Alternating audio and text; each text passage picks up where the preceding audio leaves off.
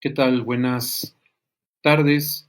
Bueno, como ya habíamos anunciado, hoy hablaremos de la relación que hay entre la lógica y las matemáticas para el psicoanálisis a partir de Lacan. Y para no tropezarnos con una serie de pequeñas cosas, en el sentido si lo dijo Lacan, cuándo lo dijo, de qué se trata, qué es el matema, qué significa formalización en Lacan, cómo está inscribiendo toda esta idea de esquemas, grafos, la idea de la topología, de las cadenas, de los nudos, de las superficies no orientables y todo esto. Vamos a comenzar con Pitágoras, los pitagóricos. ¿Qué es lo que los pitagóricos empiezan a agregar al campo de la especulación, del hecho del conocimiento? ¿Qué es lo que ellos empiezan a ver? Empiezan a ver cierto tipo de regularidades, cierto tipo de principios que son útiles, como por ejemplo que si tienen una cuerda tensa y la tañen, ¡tum! Y después esa cuerda la van partiendo en sectores y después tienen la octava parte de esa cuerda, van a notar que conforme tengan octavas partes de esos segmentos, si los hacen más grandes, sonará más grave, pero es la misma nota. Entonces empiezan a descubrir que hay algo en donde hay cierta proporción entre el tamaño de la cuerda y el sonido que emiten. Y entonces descubren en este sentido lo que sería un sistema en donde cada 8 notas se repite. Entonces los fragmentos entre esos 8 notas van a ser lo que van a ser considerados, digamos, las notas, ¿no? Recuerden que la idea del do, re, mi, fa, todos esos nombres que se les da es un asunto medieval y tiene que ver directamente con la idea del canto gregoriano, incluso antes del canto gregoriano. En do es dominis, re, rex, rey, mi, mío, do, re, mi, fa, pater, do, re, mi, fa. O sea, todos estos tienen que ver con una serie de claves que van construyendo para poner las notas. Pero entonces con Pitágoras lo que estamos viendo es que se empieza a dar cuenta que las fracciones, si se repiten, van a generar el mismo sonido a diferentes escalas.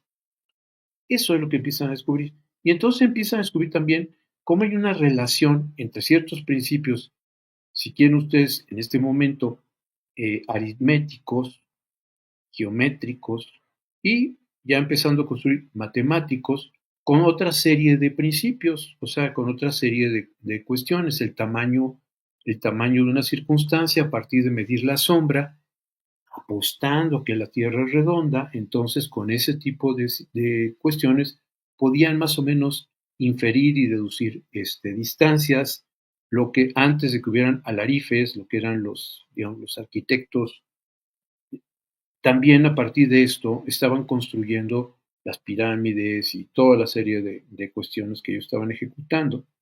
Todo eso a partir de esta articulación. Entonces, ellos empiezan a ver este sentido en donde Pitágoras empieza a ver la relación que hay entre estos elementos, eh, digamos, que de alguna forma tienen una relación entre el principio que se encuentra y la relación con la fisis, con la naturaleza, con las cosas, ¿no?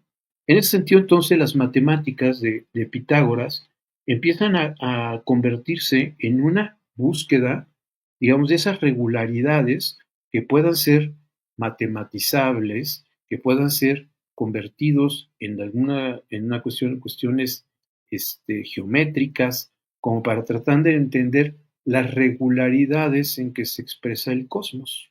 Cosmos es orden, recuerden etimológicamente, encontrar ese orden, el cosmos, y no quedarse sometidos a la arbitrariedad de las cosas. Entonces, así es como empieza. Aristóteles, cansado ya de todo lo que habían sido los filósofos antecedentes, en donde lo que se buscaba era defender un argumento con elocuencia, con poder, ganar una discusión, se sigue haciendo, Y es muy frecuente también en diferentes campos psicoanalíticos, esta parte de pretender ganar una discusión con elocuencia y no con argumentos, ¿no? Con imperativos, con fuerza, con todo tipo de cosas. Entonces, Aristóteles, cansado de todo esto, digamos, de este tipo de propuestas, empieza a generar algo que, que, que se va a llamar, digamos, bajo el organón. ¿Qué significa organón? Instrumento. Aristóteles no inventó el órgano, o sea, la palabra órgano es un nombre que le da un filósofo árabe medieval a ese sistema que había propuesto Aristóteles, ¿no? Entonces, ¿qué es lo que propone Aristóteles? Dice, pues vamos a pensar en un sistema de regularidades, de principios, de elementos que nos puedan ayudar a construir una serie de argumentaciones que no sean de alguna forma fácilmente, digamos, tachadas de equivocadas y de todo esto. Entonces crea la idea de los silogismos y crea un sistema de lógicas, las lógicas silogísticas, y después lo que se van a llamar las lógicas clásicas, todas ellas descansan en Aristóteles, para las lógicas de la argumentación, cómo argumentar, ¿no? Entonces, ya cansado del sofisma, de los sofistas, con este sentido de elocuencia, él está diciendo, estas son las bases que yo propongo para que se pueda generar un pensamiento y una argumentación que pueda ser de alguna forma compartida y rigurosa para una serie de personas. Lo que es importante en esto es que él también, digamos, en este sistema, Aristóteles digamos, en nuestros tiempos llamaríamos biólogo y seríamos claramente botánico, porque él estaba estudiando toda una serie de cuestiones de botánica en donde también estaba buscando sistemas de regularidad, de principios, la posología de un elemento, o sea, cuánto de un determinado, digamos, hierba producía el efecto que se estaba buscando. O sea, él estaba interrogándose sobre toda una serie de cosas, igual que su esposa, eran ellos naturalistas en el sentido, biólogos, y que estaban ahí. Entonces, toda la filosofía que construye es como un soporte para los procesos de pensamiento, para la rigurosidad, para no ser arbitrario, para porque están viendo que se trata de encontrar esta parte de sistemas, es decir, algo del orden de lo más riguroso, ¿no? En ese sentido, es que, digamos, Aristóteles, digamos, con el con este instrumento, empezamos a ver que de ahí se empieza a desprender muchas cosas, muchas cosas. Esto camina hasta Emmanuel Kant. Emmanuel Kant, o sea, bueno, fíjense, ya son todos unos siglos, pero no puedo seguirlo. Pero bueno, si les interesa el seguimiento de eso, está en este libro que se llama El psicoanálisis y su formalización y que tiene que ver con una introducción crítica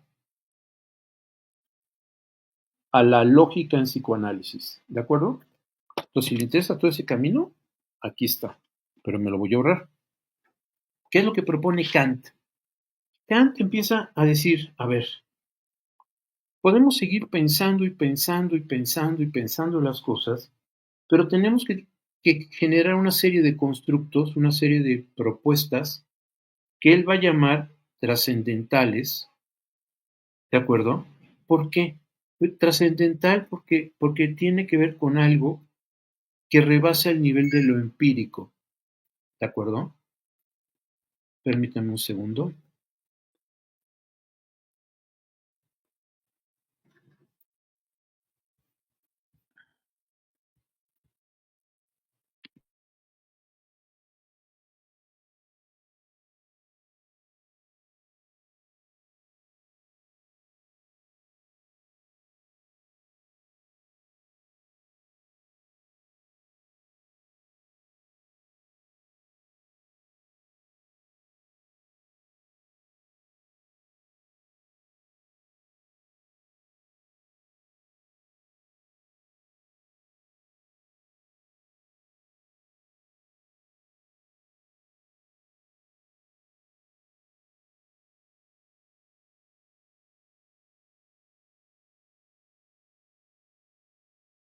disculpen ustedes, ¿no?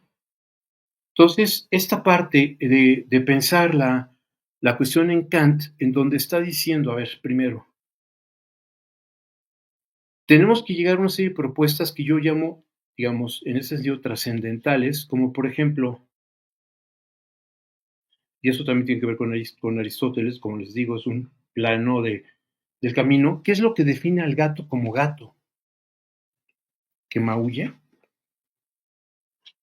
En Aristóteles, que maulle no es una condición del gato.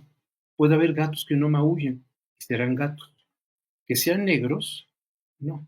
Hay gatos que no son negros. Es decir, lo gato del gato va a ser un principio y aquello si maulla o no maulla, si es negro, en Aristóteles le va a llamar accidentes. ¿De acuerdo? En Kant llega a decir cuál es el noumeno, cuál es aquello que es esencial y eso esencial para Aristóteles es algo que no es empírico, es algo que de alguna forma es la condición de lo empírico, es la razón por la cual se despliega lo empírico, pero no lo encuentro en lo empírico. ¿De acuerdo? Y entonces ahí es donde esta parte está totalmente generando esa perspectiva, ¿no? De ir al númeno y el fenómeno. Esto es muy importante porque entonces nos empieza también a abrir las puertas a comprender algo que el propio Freud, por ejemplo, cuando está escribiendo la, esta psicología para neurólogos, tiene una nota a pie de página donde está hablando de la cosa kantiana, precisamente en ese sentido de aquello que es el soporte del objeto. Es decir, que es, digamos, lo que no es aprehensible por vía de lo empírico. Si yo hablo de objetos, que es el caso de Freud, es porque son, digamos, hay un velo de malla entre el objeto y la cosa, das Ding. Eso es lo que nos permite apropiarnos del mundo, transformar en objetos las cosas, ¿de acuerdo? Entonces, pensar en relaciones objetales es porque finalmente necesitamos de ese velo para construir este tipo de elementos. En Kant también empieza a preguntarse sobre los fenómenos que tienen que ver las condiciones necesarias para generar una experiencia. Se llama lo a priori. Es decir, lo que genera la experiencia no es el simple contacto con, digamos, con lo empírico. Para poder leer, aproximarnos, relacionarnos con lo empírico, requerimos de una serie de operaciones y principios que operan y que esos operan y él dirá a priori. Es decir, si yo no tengo la noción de espacio, de tiempo, si no tengo ese tipo de noción, no puedo relacionarme con una serie de cuestiones. Desde luego, esto es una lógica que se despliega mucho más profundo, mucho más complejo y que tampoco este es el momento para desplegarla todo, pero sí la problemática entonces, uno, esta parte de decir, a ver, hay el noumeno y lo que vamos a decir, y el fenómeno, ¿no? El nómeno, que tiene que ver con la esencia, y el fenómeno como aquello que puede ser incluso apreciable empíricamente. Esta parte de la idea de pensar en cuestiones trascendentales, como por ejemplo, ¿cuál es el hombre trascendental? ¿Cuál es el gato trascendental? ¿Cuál es tal circunstancia trascendental que no requiere, digamos, de sus accidentes o de los fenómenos que lo componen, sino que constituyen de alguna forma el principio, el soporte sobre el que se genera una argumentación y que es aquello que es. ¿De acuerdo? En ese sentido, y bueno, perdón, también esta parte de, por lo pronto, del sentido de pensar que a cualquier aproximación que tengamos sobre lo empírico implica un proceso de una lectura, de una serie de elementos que son necesarios para que esa relación sea posible. Eso lo tenía Freud clarísimo. Y por eso va construyendo toda esta idea de que es necesario generar una realidad psíquica, una realidad que está de alguna forma construida por nosotros sobre los elementos que serían la cosa en sí, lo que está ahí. ¿Qué quiere decir esto?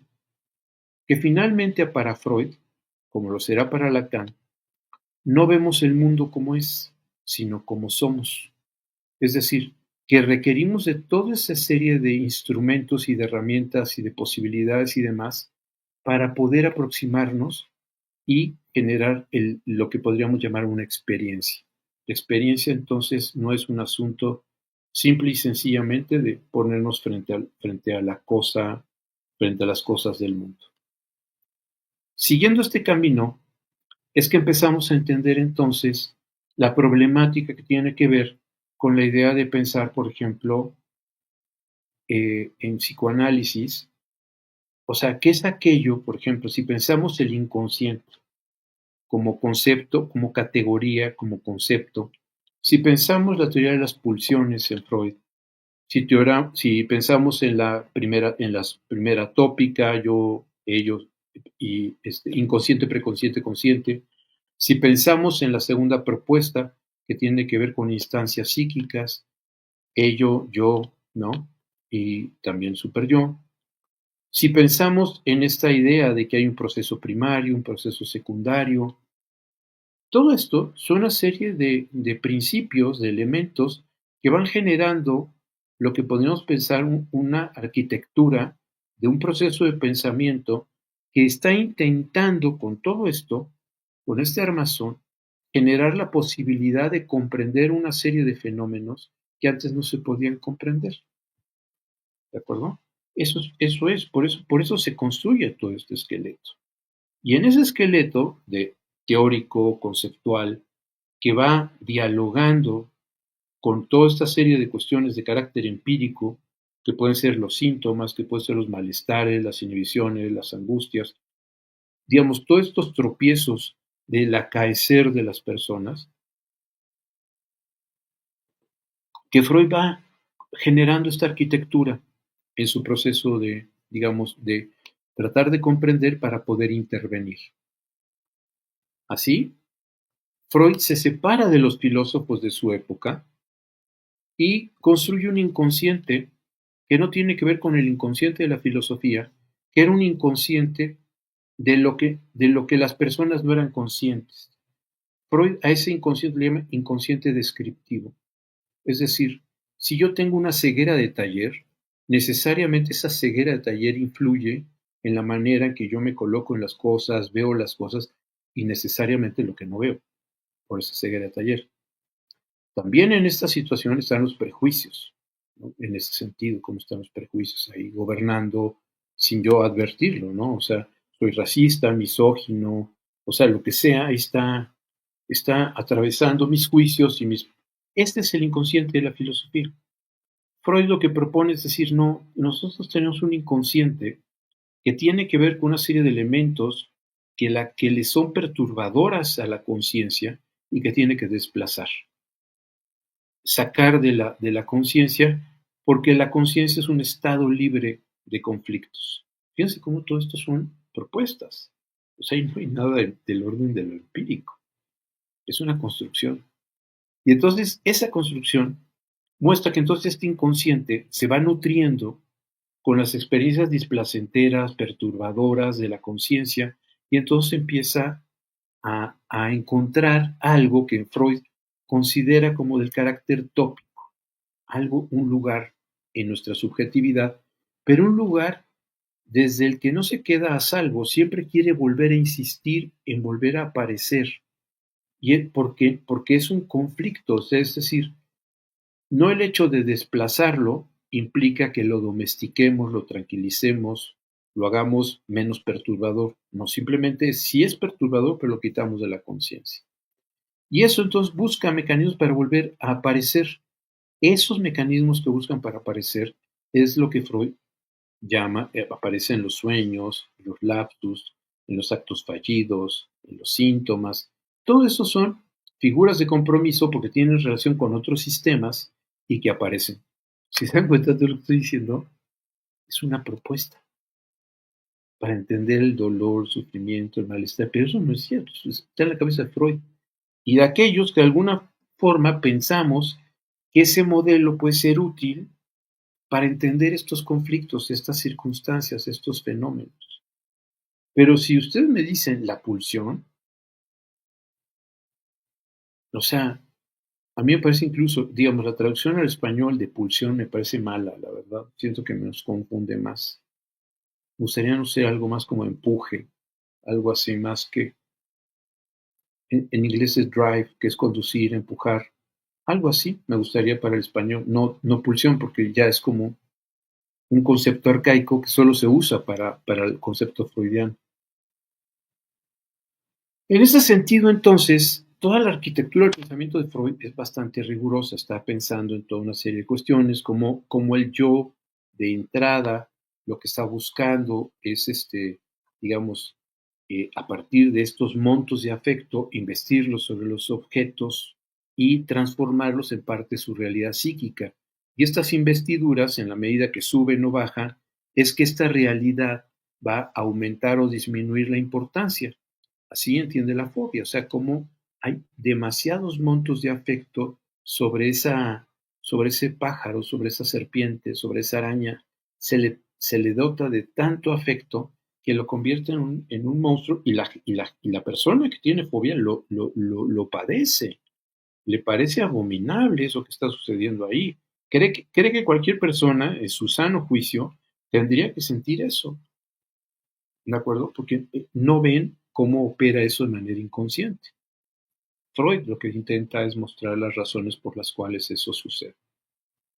En Lacan, de alguna forma, hace otra revolución en el psicoanálisis, sostenido en Freud, pero empieza a decir, necesito un proceso de argumentación aún más sólido, necesito algo un poco más, digamos, en términos kantianos, algo que pueda ser más fácil de discutir, de entender, de problematizar. Y entonces él entra precisamente a pensar la lógica y las matemáticas, cómo operan como principios de la subjetividad humana y que estos lo hacen de manera inconsciente, o sea, no somos conscientes de cómo eso opera. En ese sentido, es que entonces empieza, por ejemplo, Freud en un texto que se llama Los tiempos lógicos y el acerto de la certidumbre anticipada, ahí empieza él a cuestionar una serie de principios y de elementos para mostrar que la subjetividad humana opera a partir de una serie de elementos, para decirlo de alguna forma, que lo llevan a determinar un determinado juicio. En ese sentido, por ejemplo, el propio Lacan tiene una experiencia que narra de haber ido a su casa de campo y de repente está acostado en la cama y ve en el cortinaje como estas figuras como de las nubes donde uno empieza ahí como a encontrar sentido y lo que hace Lacan es decir, ahí está la cara de un marqués, ¿no? Del siglo XVIII. Entonces, bueno, habría que preguntarse seguramente quién fue ese marqués, no sé qué. Un par de semanas después, regresa Lacan a esa misma casa, se acuesta en la misma cama y ve la figura del marqués también en el cortinaje. Lo que es relevante aquí es que eso le permite deducir a Lacan que la gente del servicio de su casa no estaba haciendo su trabajo porque no estaba abriendo las cortinas, abriendo las ventanas, no estaba haciendo la limpieza necesaria. Entonces, esa figura repetida era lo que le permitía a él, como botón de muestra, dar cuenta de toda una serie de fenómenos que estaban ocurriendo y que ese era como su principal elemento. Entonces, si estamos de acuerdo, estamos viendo cómo Lacan utiliza una lógica de la inferencia y de la deducción a partir de ese fenómeno y cómo eso se despliega en diferentes planos. Entonces Lacan dice es que así es la subjetividad humana. O sea, no es arbitraria. Esta idea, incluso Lacan lo dice en algún momento, que esta idea romántica del inconsciente habitado por los dioses del inframundo y las oscuridades y todo eso, no está ahí. Entonces, qué es lo inconsciente? Recuerden que esta idea de Lacan de pensar tiempos lógicos como procesos de pensamiento en donde se va a partir de ellos a inferir un resultado y que ese resultado no es necesariamente efecto del encadenamiento de la argumentación, sino de los factores que intervienen incluso en la argumentación. En la de los tiempos lógicos, la deducción de la persona es que son tres presos y si adivinan, a cada uno le ponen un color en la espalda y si uno adivina el color que tiene en la espalda, puede salir. El que dice, yo tengo blanco, y dicen, ¿cómo lo supiste? Porque tiene que argumentar las razones por las cuales. Y lo que él hace intervenir es esto, dice, por las reglas que ustedes establecieron, era muy simple. Si yo hubiera tenido negro, eso hubiera sido muy fácil porque yo había visto en mi otro compañero y en los otros dos el color que tenían. Entonces, ellos rápidamente hubieran dicho, blanco, yo tengo blanco, porque hubieran visto mi negro. Pero como ellos estaban dudando, quiere decir que yo tenía un blanco. Entonces, lo que hace intervenir este juicio es que esta persona hace intervenir las dudas de sus compañeros y no solo una argumentación. Eso es importante para Lacan, para mostrar cómo la lógica se va nutriendo de una serie de otros espectros, de otra serie de elementos, pero que efectivamente no es una decisión arbitraria o azarosa, sino está determinada por esta serie de principios que él establece. En ese sentido, como decíamos, Lacan, ya siendo lector de Lévi-Strauss, 1949, y en diferentes momentos lo muestra, el inconsciente ya lacaniano es un conjunto de operaciones, principios, normas e instrumentos que actúan y dirigen la acción simbólica. Esto se irá complejizando, pero digamos, principalmente es eso. Conjunto de operaciones, normas, leyes, principios, reglas, instrumentos que norman la acción simbólica. Es decir, el inconsciente no está gobernado por fuerzas oscuras, no es arbitrario, sino que subsume una serie de principios lógicos, una serie de principios que reglamentan la forma en que estamos. Es decir, de aquí es donde Lacan también jala la idea de Freud de que no hay casualidad psíquica, sino causalidad psíquica, para demostrar que toda la serie de decisiones y las decisiones que no tomamos y las que sí tomamos, lo que hacemos y lo que no hacemos, son efecto de esta serie de procesos, ¿de acuerdo? Entonces, todo entraña una causalidad. Ahora, esta causalidad es caso por caso. No, ese es el tema de Freud, por un lado, cuando habla de neurosis, psicosis, perversión y fobias, y todo ese tipo, digamos, de familias de posicionamientos subjetivos, que está mostrando que hay familias de posicionamientos subjetivos. O sea, en China puede caber en estas familias de posicionamientos subjetivos. En Estados Unidos pueden caber en estas familias de posicionamientos subjetivos. Es decir, ya en términos de lógica diríamos son matrices de operaciones que norman posiciones subjetivas. Si eso es así, como lo están proponiendo, estamos tratando de encontrar una lógica trascendental en Lacan que de alguna forma intenta dar cuenta de cómo operan esos principios de manera inconsciente.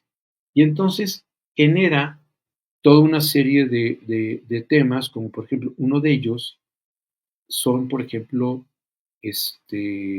su álgebra, ¿no? En donde en el álgebra lacaniana está tratando de encontrar cosas como deseo, angustia, va pasando del A minúscula como el otro, como aquel, ¿no? O autre, recuerden que en francés autre es por eso autre, es con A, de viene. Después ese otro, en otro momento, dice, bueno, cuando se trata del analista, ese otro es un otro con plus. ¿De acuerdo? Entonces, Lacan está tratando de decir, ¿saben qué? No hay que, si llenamos todo demasiado de argumentos y cosas, se nos está yendo los principios, es decir, nos estamos acercando más a los accidentes, a la parte de los fenómenos, que el asunto de los nóumenos y de lo que es constante. Estamos, entonces, ¿cuáles son esos elementos? Y entonces por eso es que utiliza esta álgebra, ¿no? Para decir, bueno, voy a identificar cosas. Entonces, por ejemplo, deseo. ¿Qué es deseo? Entonces Lacan empieza a decir, bueno, ¿cómo establecer lo que es deseo que no sea algo arbitrario? Y entonces crea algo que él llama matema, que, que está bajo estos principios de esta operación trascendental. O sea, no está diciendo el deseo en México, el deseo en ese hombre, el deseo es igual a la demanda sobre la necesidad en todos los casos. ¿Qué quiere decir esto? Que si alguien tiene una necesidad, como por ejemplo el caso del instinto, donde los animales están atrapados al orden de la necesidad, no hay nada que pueda de alguna forma intervenir frente a ese estímulo, entonces están atrapados en la necesidad, y entonces cumplen, tratan de satisfacer esas necesidades, y la demanda, en donde la demanda puede ser muchas cosas. Lacan la demanda la trabaja de muchas maneras. Una de ellas, cuando habla del fantasma de la demanda, también lo dice el grito, porque está pensando en esta criatura, el niño, que en ese grito, en esa cuestión, allí encubre una demanda, y esa demanda es la que va a ser leída por la madre, y es la que irá construyendo después lo que será las distintas posibilidades. Tiene hambre, tiene sueño, está orinado, tiene frío, todo eso que se le va a ir. El niño simplemente hace esa demanda por el displacer, ¿no? Y la mamá la lee. Y entonces el deseo quiere decir que no está necesariamente atrapado a la demanda. Yo no, lo que demando no necesariamente es lo que deseo. O sea, el ejemplo claro tiene que ver con toda esta sociedad, digamos, de, de consumo, en donde yo supongo que si yo compro una serie de cosas, o sea, si yo satisfago esa demanda del mercado y compro toda esa serie de satisfactores, yo estaré realizado en mi deseo. Y puedo ser que esté, y que lo que va a suceder es que esté más frustrado. Conforme más intente llenar eso, más extraviado estaré de lo que en realidad deseo, de cuál es mi deseo. Entonces, por eso Lacan construye ese matema. Y construye el matema de la metáfora paterna, y construye el matema del deseo, y construye el matema de la metáfora en general, de la metonimia, y construye muchas. Y que esas son, si ustedes lo leen, los ven, parecen una serie como de álgebras, ¿no? Como de principios algebraicos, en donde, por ejemplo, también parte de eso tiene que ver con su lógica cuando está pensando en la sexuación, que no es una forma de sexualidad, ¿no? Entonces, por ejemplo, estos matemas, esto que está aquí. Uy. Bueno, ¿se alcanza a ver? No se alcanza a ver aquí, ¿verdad? No. Bueno, no importa. Tiene que ver con esta parte como de pensar, aquí sí se vio, este tipo de ecuaciones en donde se están representando una serie de elementos que está Lacan formalizando. Y el intento de la formalización es precisamente la idea de que no sea arbitrario, de que no sea, esto no es caso por caso. Esto es una formación totalmente trascendental.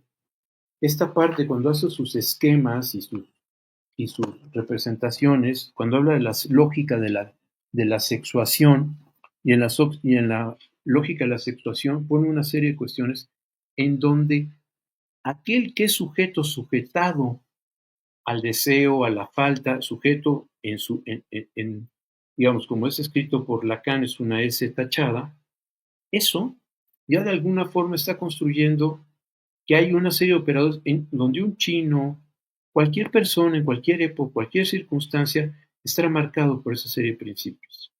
Esto es importante porque entonces empezamos a ver que la lógica y de alguna forma, si bien, vamos a ponerlo así, atiende a estos fenómenos del nómeno,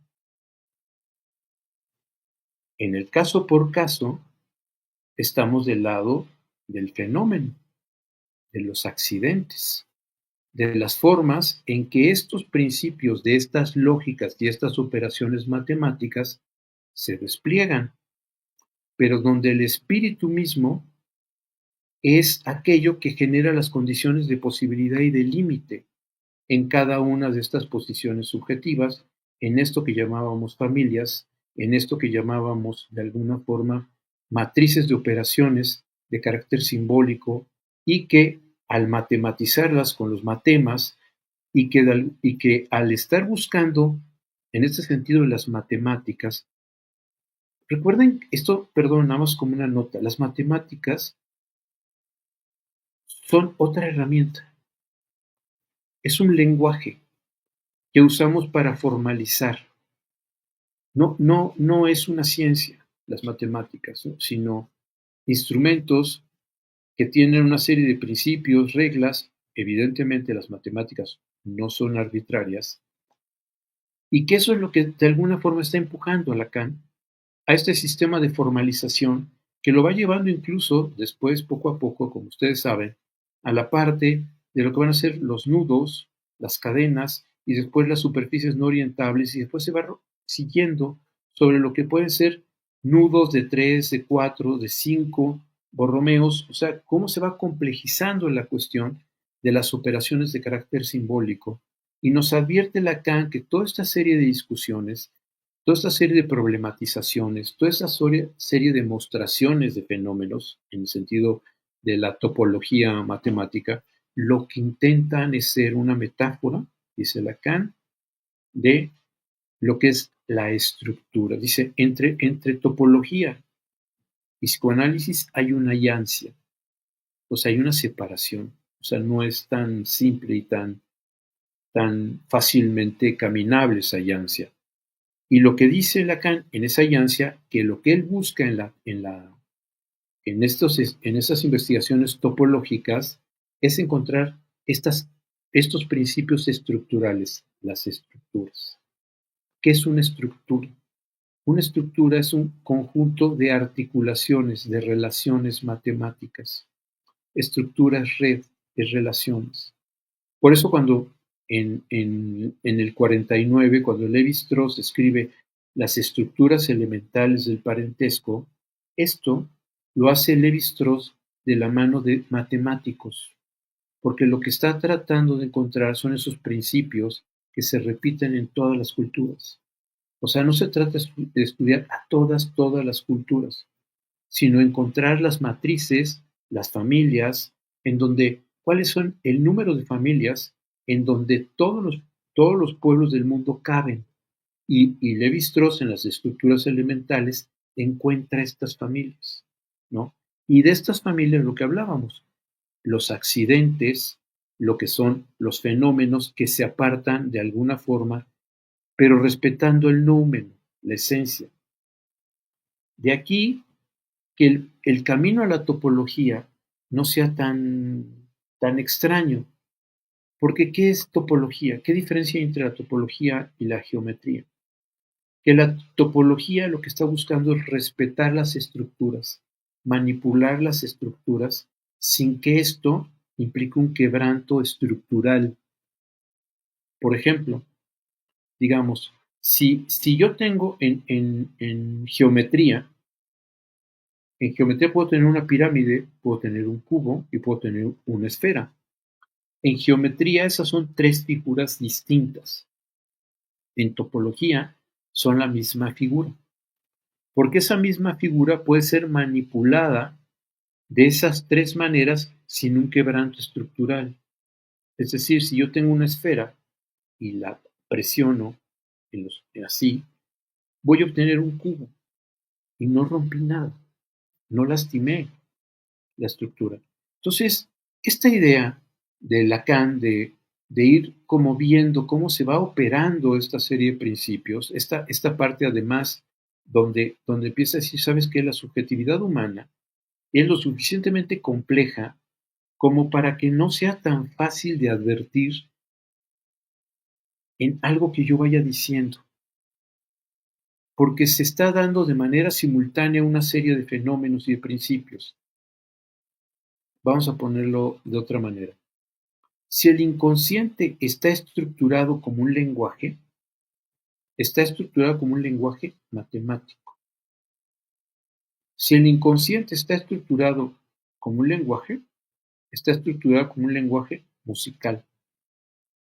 Si el inconsciente está estructurado como un lenguaje, está como un lenguaje lógico, de la lógica.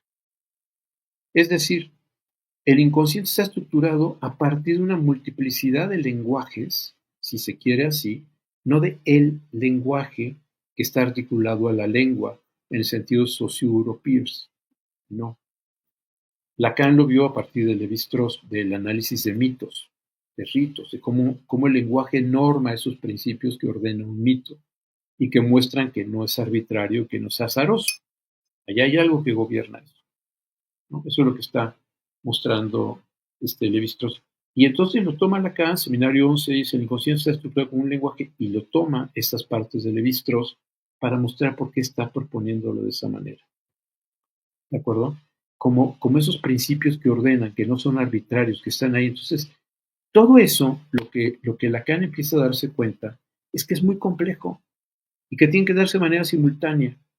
Entonces, por eso empieza, si se acuerdan, con el grafo del deseo. 1960 aparece el grafo del deseo, y ese grafo del deseo ya lo había estado trabajando 2 seminarios antes, pero lo que intenta mostrar, fíjense, a partir del grafo, recuerden que en topología los grafos son los caminos más simples que se están buscando. Los metros son el ejemplo, ¿no? ¿Cómo hacen esto? ¿Qué es lo que sucede aquí con este grafo? Que lo que Lacan es romper es la direccionalidad. Dice, hay contracircuitos. O sea, todo está operando de manera simultánea. Es decir, está hablando de lógicas paraconsistentes. No es un fenómeno que determina otro, sino la multiplicidad de fenómenos en su articulación son lo que van generando el fenómeno.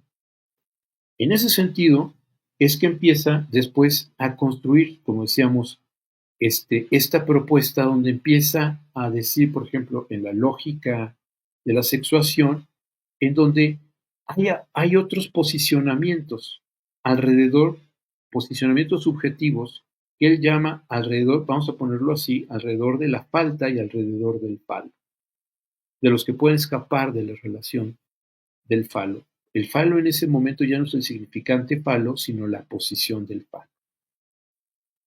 Es un matiz, pero que es muy relevante si nos interesa el rigor, ¿no?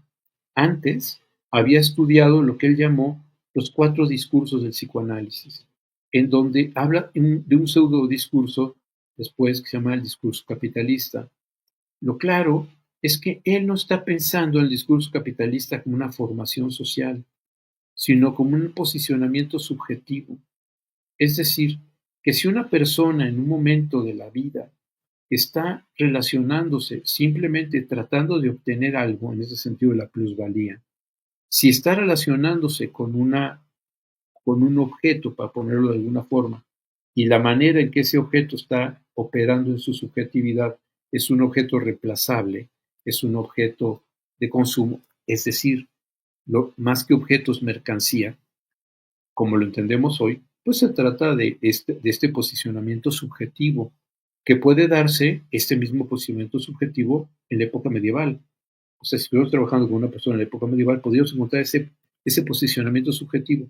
Lacan le llama capitalista porque efectivamente pensarlo desde el marco del concepto del capitalismo nos ayuda mucho a entenderlo, pero no se trata de una formación social.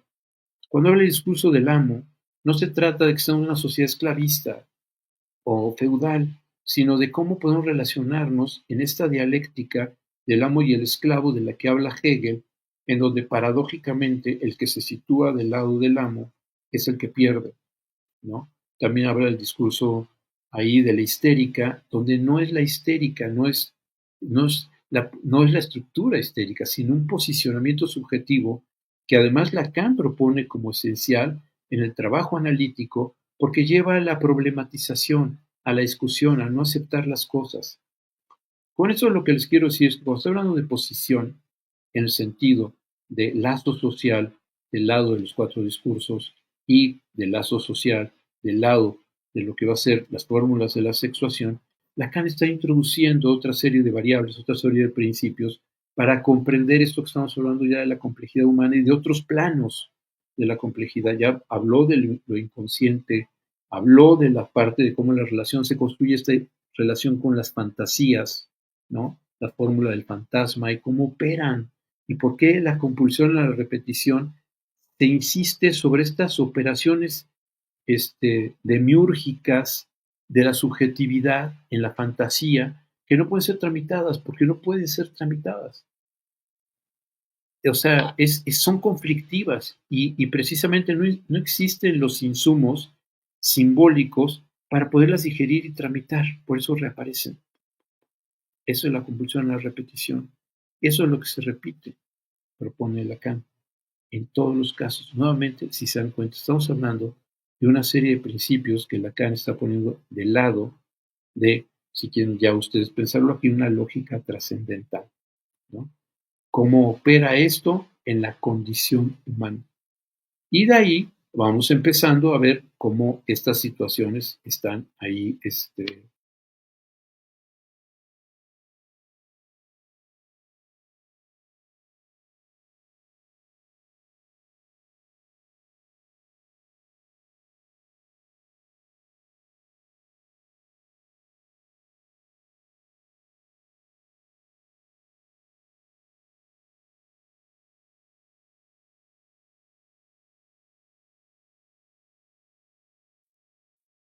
Perdón, me salí y volví a entrar, ya no sé ni qué estoy. No puedo estar bien. Aquí hice comentarios, a ver si están ahí. Aquí están, ya. Yo veo algunos de los comentarios. Gracias y disculpen.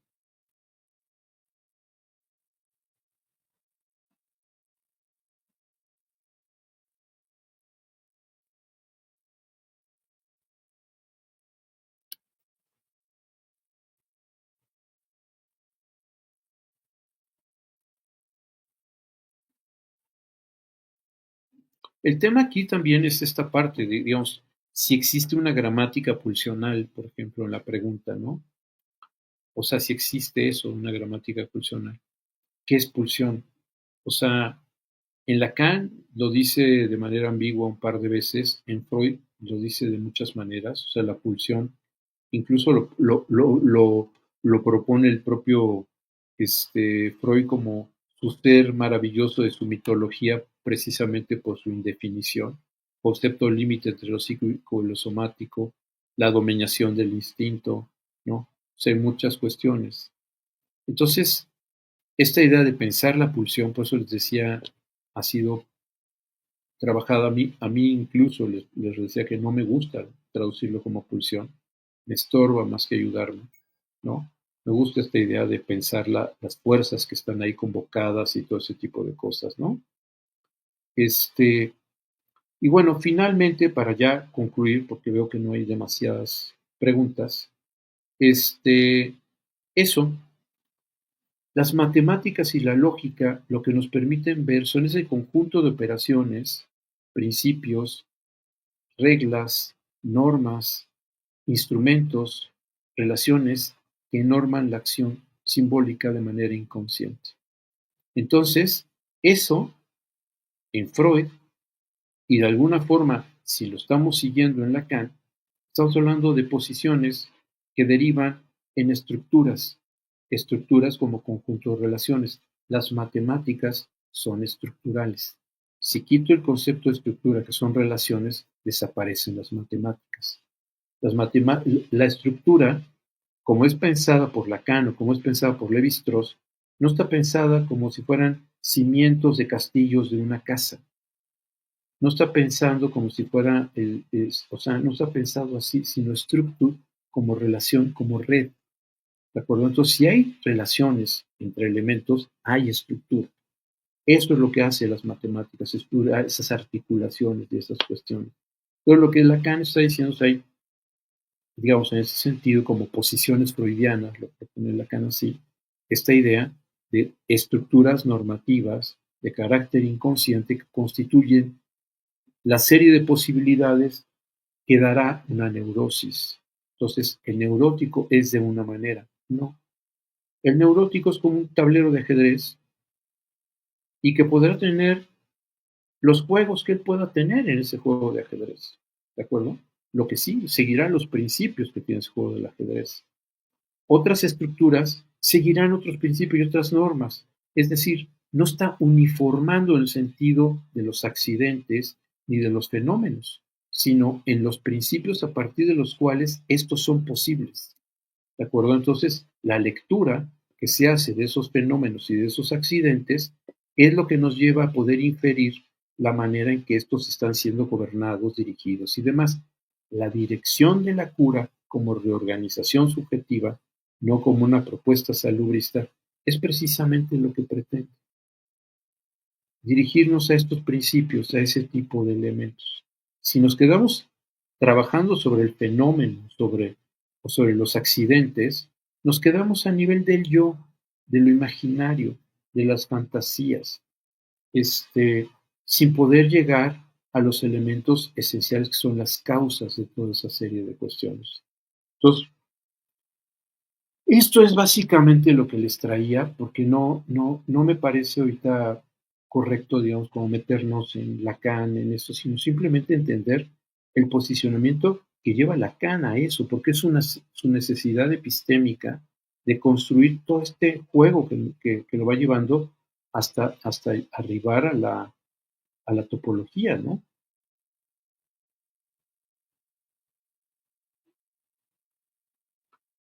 Las matemáticas, pues la verdad es que las matemáticas, Moisés, no lo sé, pero las matemáticas es lo que les digo, es un lenguaje, no son otra cosa, no es una ciencia, es un lenguaje que ayuda a formalizar las cosas.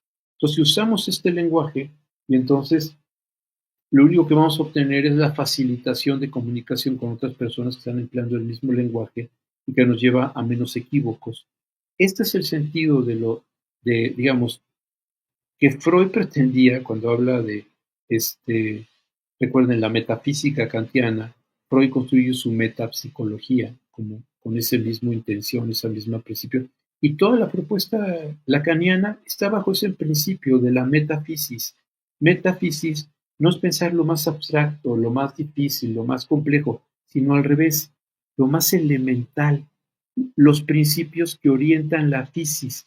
Fisis es naturaleza. Fisis son la condición humana, son toda esa serie, eso es la fisis. Entonces, ¿qué es aquello que es elemental? ¿Cuáles son las partículas principales? ¿Cómo se organizan las cosas? Eso es la metafísica. Y todo esto tendría que ver con si quieren ustedes, una metapsicología en Freud, la metafísica kantiana y toda la propuesta lacaniana que lo va arribando hasta la topología que sería su metafísica, su, su propuesta, digamos, epistemológica, articulando matemáticas y lógica. Pero bueno, hemos llegado al fin.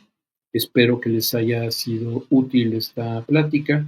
Como ven, seguí una serie de principios de carácter epistemológico para entender las razones por las cuales se genera esa necesidad de ese tipo de indagaciones en la lógica y en la matemática. Muchas gracias. Hasta luego.